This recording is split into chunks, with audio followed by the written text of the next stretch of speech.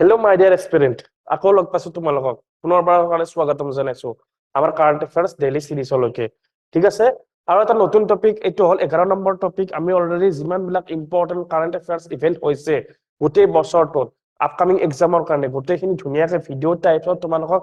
freely classes দি আছো available কৰা আছে ইউটিউবত অকে তো 11 নম্বৰ টপিকটো কি হ'ল rule of law index okay যে ৰুল অফ ল আছে ৰুল অফ ল কোনখন দেশে ৰুল অফ ল ভালকে ফলো কৰি আছে কোনখন দেশত ৰুল অফ ল ভালকে ফলো হোৱা নাই সেইবিলাক কৰাৰ কাৰণে এটা ইনডেক্স ৰিলিজ কৰে ঠিক আছে এই ৰুল অফ ল ইনডেক্সটো এটা নিউজত আছিলে আমি চাব লাগিব ৰুল অফ ল ইনডেক্স হয় কি তাৰ আগত চাব লাগিব ৰুল অফ ল হয় কি ৰুল অফ ল মানে কি নো ওৱান ইজ এবভ দা ল মিন্স কি আইনৰ ওপৰত কোনো নহয় নো ওৱান ইজ এবভ দা ল এইটো লৰ ওপৰত কোনেও যাব নোৱাৰে আইনৰ আগত সকলো সমান আইনৰ ওপৰত কোনেও যাব নোৱাৰে এইটোকে কোৱা হয় rule of law no one is above the law বুজি পাইছে ৰুল অফ ল এই ৰুল অফ ল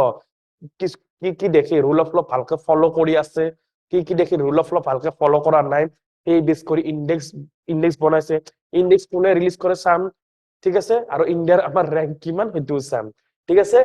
rule of law index rule of ল মিন্স কি মই ক'লো অলৰেডি যে নো ওৱান ইজ এবভ দা ল আইনৰ আগত লৰ ওপৰত কোনেও যাব নোৱাৰে নো ওৱান ইজ এবভ দা ল ঠিক আছে এইটো হ'ল ৰুল অফ ল ওকে এই ইনডেক্স এতিয়া হ'ল নেক্সট কথা হ'ল ইনডেক্স এই ইনডেক্সটো কোনে ৰিলিজ কৰে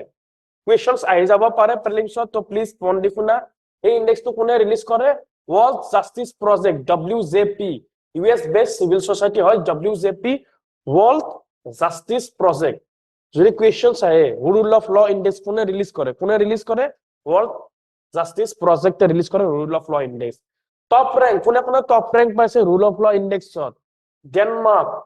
ডেনমাৰ্কৰ পিছত কোন আছে নৰৱে নাম্বাৰ 1 হ'ল ডেনমাৰ্ক তাৰপিছত নৰৱে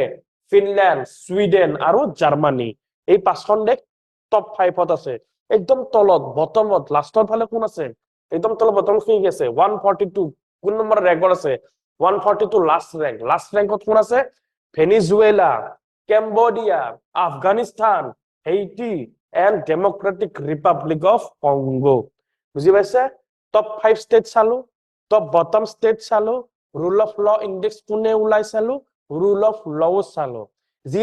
এক্সামৰ কাৰণে ইম্পৰ্টেণ্ট গোটেই কেইটাই চালো আৰু এটা আছে এক্সামৰ কাৰণে ইম্পৰ্টেণ্ট কি আমাৰ নিজৰ দেশৰ আমাৰা প্যাৰা ভাৰত ইণ্ডিয়াৰ ৰেংক কিমান